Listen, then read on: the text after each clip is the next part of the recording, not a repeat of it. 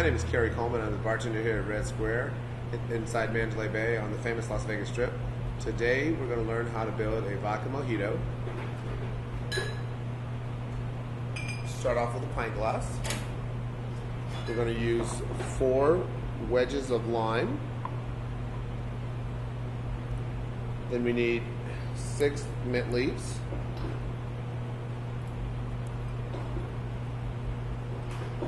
And this is a build cocktail. We're going to muddle this one.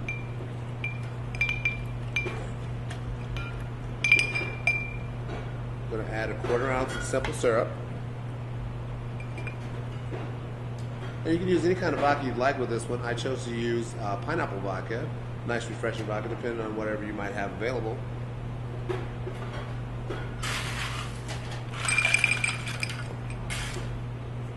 Okay, we're going to use 2 ounces of vodka. And I like to give this a little shake. Just to get, it's already muddled, but I like to get it all nice and mixed up in there.